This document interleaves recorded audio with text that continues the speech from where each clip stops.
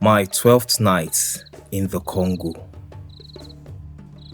The night, like the others before it, came with an overwhelming web of anxiety and silence. This night had taken longer to arrive, thanks to the exhausting day I had spent running around the village. But as darkness settled, I felt relief deep inside me. Finally, I would rest, escape the stress, the constant crying of little children, and the weight of the day. Sleep was meant to be my comfort, my sanctuary, a gateway out of life's turbulence, and an opportunity to dream. These days, fantasies keep me going. The exaggerated joy of memories that lived only in my head pushed me through reality. When I finally drifted off, it was swift and soothing. But before I could sink too deeply, a creeping sense of dread wrapped around me. It felt as though the silence had a voice, loud and oppressive. My eyes betrayed me, snapping open against my will. A presence. I wasn't alone. I could feel it. I tried to move, to shake off the exhaustion pinning me down, but my body refused to obey. My hands searched frantically for my flashlight, fingers brushing against its cold metal before gripping it tightly. The urge for my anxiety pills clawed at my mind, but I resisted. I had been trying to wean myself off of them, to break free from the dependency. Click. The beam cut through the darkness. Nothing. No one was there. Taking a deep breath, I forced myself to peek outside. The moon was in its full glory, casting an eerie glow that flooded me with childhood memories. Back then, the night had been a thing of beauty, a blissful escape from the troubles of the day. But tonight, that beauty carried a sinister edge. My heart pounded with conflicting emotions. Should I stay inside or go outside into the night's embrace? The exhaustion of the day whispered reason to me. Tomorrow would be just as demanding. I forced myself to lie back down. Sleep later found me, faster than I had expected.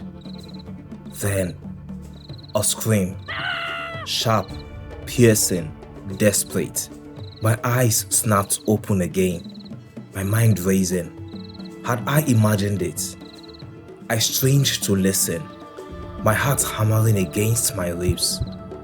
Silence. Then another scream. Louder this time. And then a cluster of hushed voices, whispering in urgent husky tones. The voices were familiar. I could distinguish them one from another. What was happening? Why were my neighbors outside at this hour? I reached for my clock. 2:30 a.m. My heart pounded faster.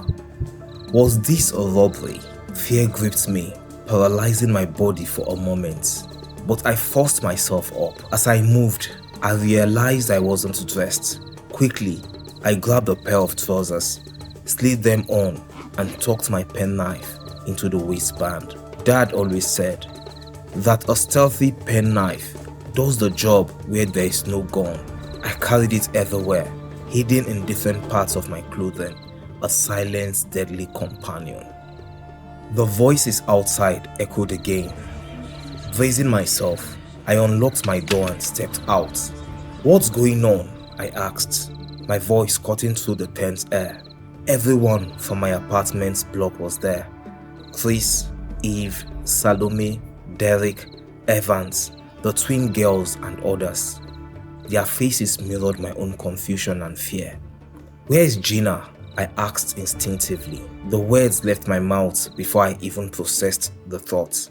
No one answered, but their collective gaze shifted to Gina's door.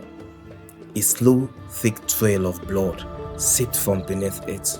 My breath caught in my throat. My heart lurched. Gina! I pushed past the others, my hands trembling as I grabbed the door handle. It felt cold, lifeless.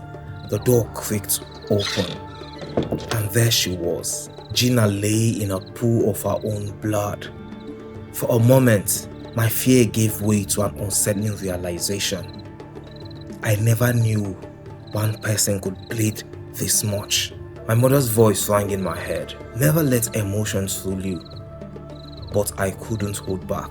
I dropped to my knees, my hands shaking as I reached for Gina. She was becoming cold. What happened? My voice was barely above a whisper.